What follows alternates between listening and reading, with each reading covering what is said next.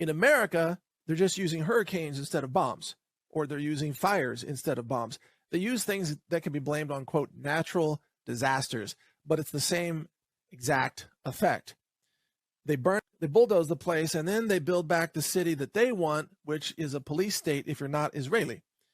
In America, they're just using hurricanes instead of bombs, or they're using fires instead of bombs. They use things that can be blamed on, quote, natural disasters, but it's the same exact effect. They burn out the town, or they flood out the town. They come in with bulldozers, and they're going to build a fence around whatever section that they want to claim as a 15-minute city, and then you won't be allowed in there. It'll be declared a disaster zone. You won't be able to get in. And I had to tweet this out today. Listen to this. Incoming intel. FEMA is waving ungodly amounts of money at private security firms right now, begging for security contractors to station at Florida to prevent Floridians returning to their homes and businesses after the storm hits. You understand what I'm saying here? These security teams are being hired, to keep people out, to make sure you can't go back. The evacuation orders are to push people out of Florida and keep them out. Reportedly, Delta Force personnel advising FEMA at the top, devising denial of area enforcement plans, which will be enforced at gunpoint if required. I'm told FEMA is practically panicked to get enough armed personnel on site, anticipating a tremendous amount of resistance from displaced people who want to return home to salvage whatever they can. This is the next step up the escalation ladder as the federal government wages war against the American people, as we saw FEMA carrying out in North Carolina, actively hindering rescue efforts to maximize starvation and death. To the people, do not escalate. And I'm repeating that here. Do not escalate this. Do not. As you can see, LA's vision for becoming a smart city is already becoming a reality. As a 3-time United States Digital City Award winner, the city of Los Angeles has been investing in the infrastructure, the apps, and the data tools to be a globally recognized smart city.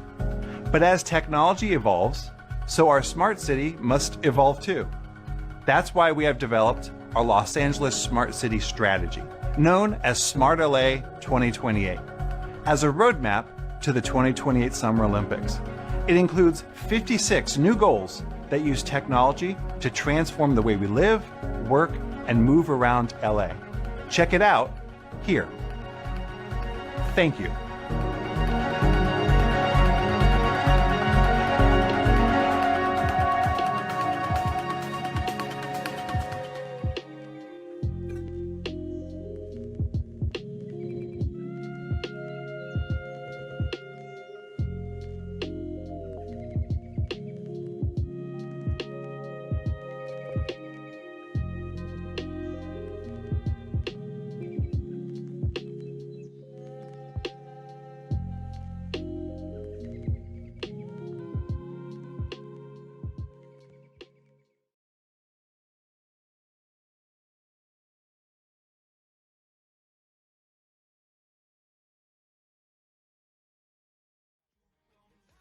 To build a high-speed rail line between Los Angeles and San Francisco has cleared a major hurdle. The California High-Speed Rail Authority has received complete environmental approval for the last remaining link awaiting approval in the rail, the route between Palmdale and Burbank. Officials say that will be the most challenging stretch of the railway because it will feature some of the longest tunnels ever constructed.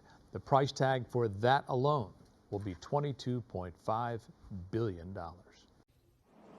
This brand new rental community in Tempe has all the amenities: fitness center, dog park, outdoor kitchens, but something's missing. So there are no cars in this community at all. Isn't it great? Cul-de-sac is the first community in the U.S. designed and built specifically for car-free living.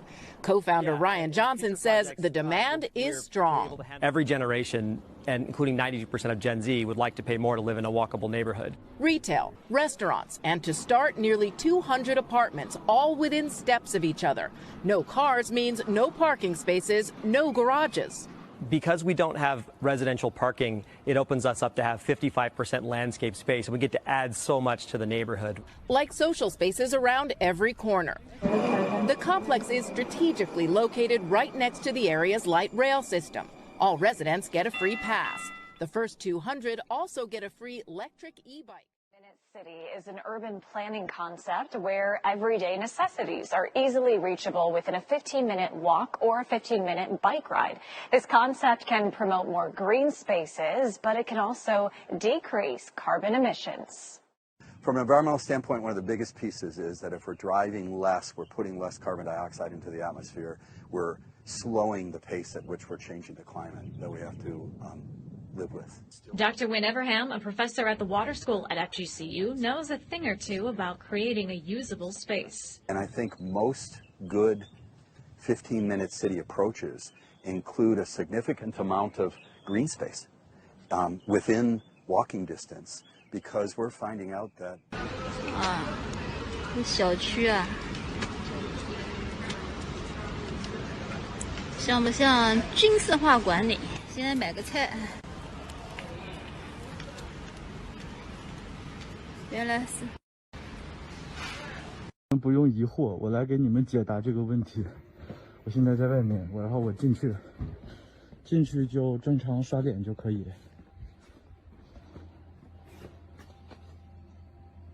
验证通过。就进来了吗？我真的进来了，然后没有人管我。现在看，再绕出去。以前哪敢呢？不行，迫不及待了，快跑！看，这是另一个闸机。验证通过。我又出去了，这回信了吧？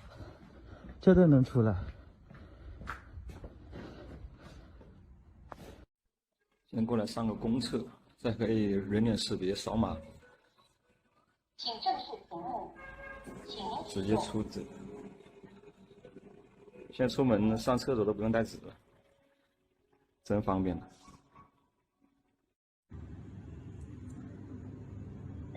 请面向屏幕开始刷脸，请确认支付